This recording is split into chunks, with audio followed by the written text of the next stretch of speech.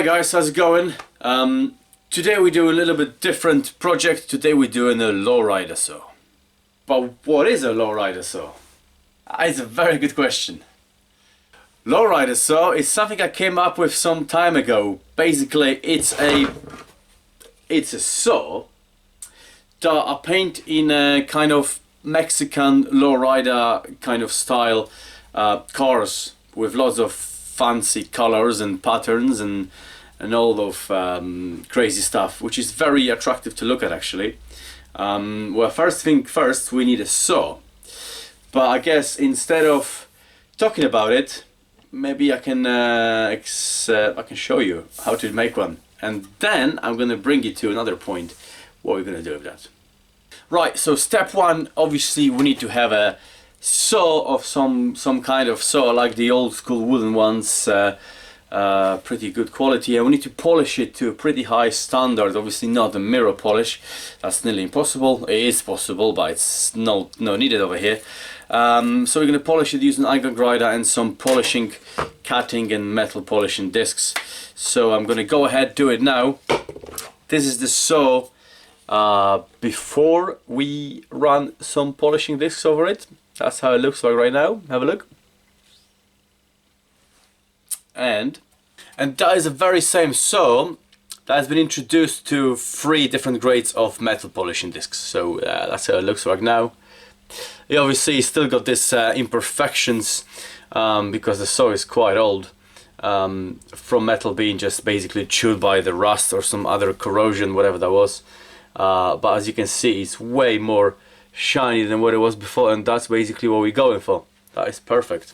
That's the back side, hasn't been treated, and the front, as you can see, it's pretty damn shiny. So yeah. Next step, we need to mask it off. Let's have a look how to do that.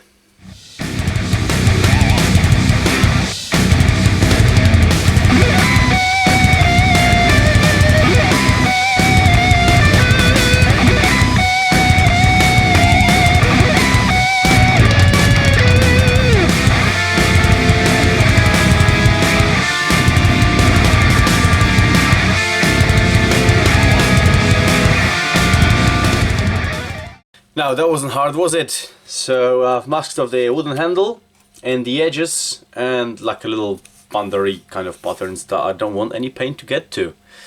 So let's get the airbrush out. Right, so we're starting off with white base just to create the patterns, and I show you what I mean by patterns. I like to start from the middle. And just very lightly just dust it on to the saw, like so, using my shield as a masking tape.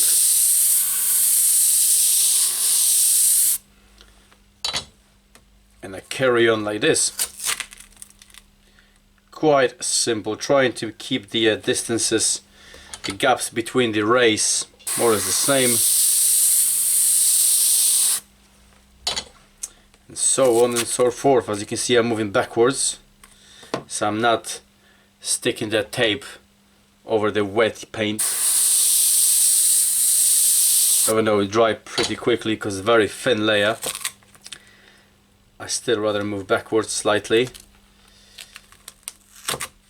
and then once it's all sorted, I'm gonna move up.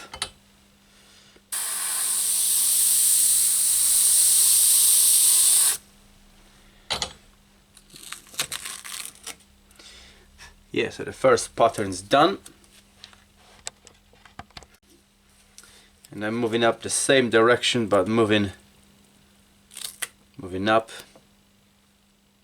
bit by bit. I'm gonna go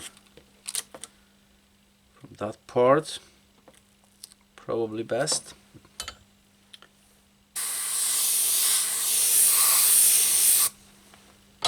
And then again in the same kind of motion, moving down. Is a tip: if a tape is too sticky, stick it to yourself, jeans or your hoodie, whatever you got on, and that will remove a little bit of a tack.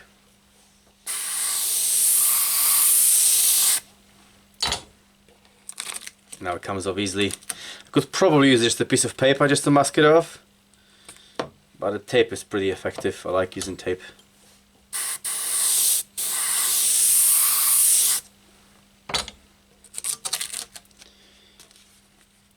And a couple more just to have the straight edges here.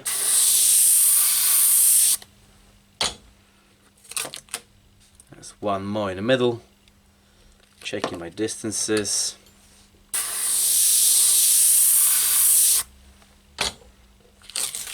Right, so the first pattern is done. The rising sun kind of thing. Right, pattern number 2, which is this one, the middle part here. I'm going to use fish scale kind of effect. I just cut off a stencil myself with just a little fish scale look like this. And I'm going to carry on moving backwards with that as well, layer by layer. Every time I move backwards, I just kind of overlap each another one, so go like in between, halfway through, so they're not all the same. I kind of overlap halfway through, move up or down, whichever way you prefer. 50% of overlap, if that's what you're going after. And I spray literally right on the edge of paper. You don't want to cover it up. There's no need for it.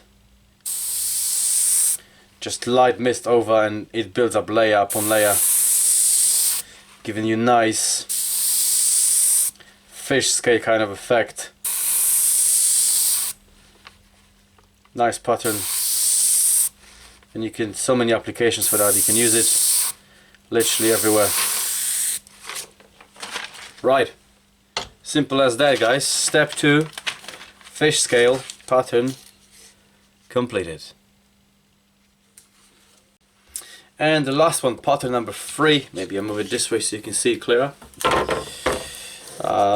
Imagination is the limit. I like to do some kind of psychedelic circles. I use my shield for it stencil. This one actually I bought, I didn't make it myself, but I like to use kind of psychedelic circles, and I spray just on the edge of the circle. I don't spray to cover the whole thing up, so it's bright on the outside and there's pretty much hollow on the inside. That's what I like to do, and you do a number of them, not in any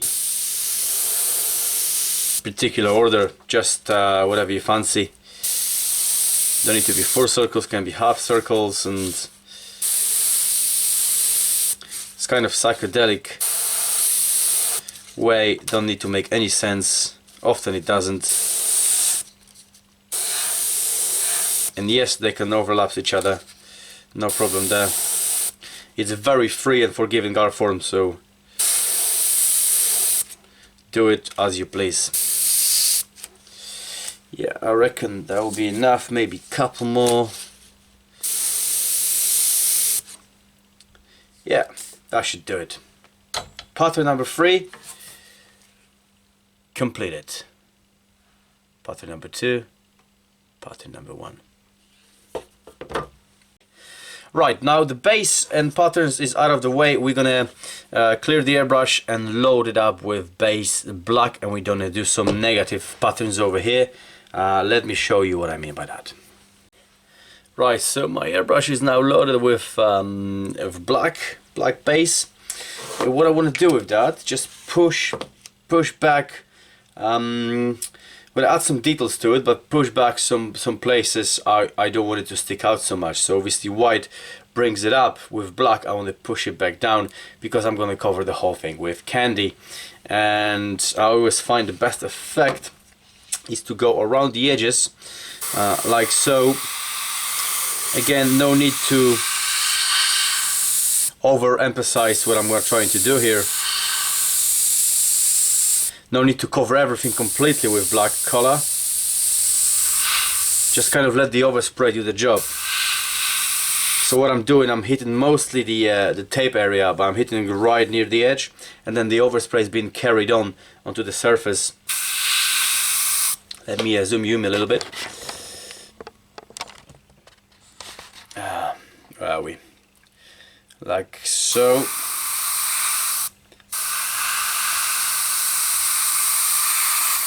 Yes, I'm hitting the paint, the tape, and the overspray kind of does the job for me.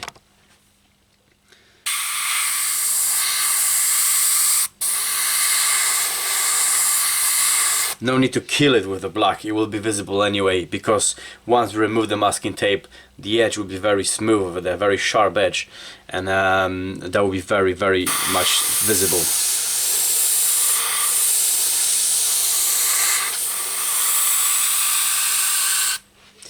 Yeah, I'm gonna carry on across all the other patterns very quickly.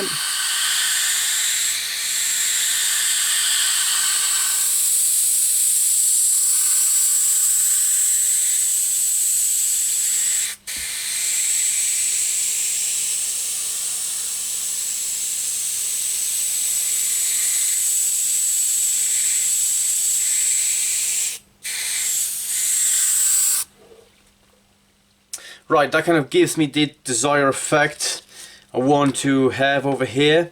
What I'm going to do on top of that, I'm going to push a couple of the circles that are overlapping each other. I'm going to push one of them down, depends which one, doesn't really matter. I need to find the right pattern here. So I want this one to be on top, so I need to push the other one underneath. And the way to do it, just create some shadow around it, and that basically means that circle goes underneath the first one. Same with this big one over here. I want the big one to be on top, so I find the corresponding pattern over here, and the big one goes underneath the small one. There's one more over here. That's the right pattern, the right size. There we go. Yeah, that's about it.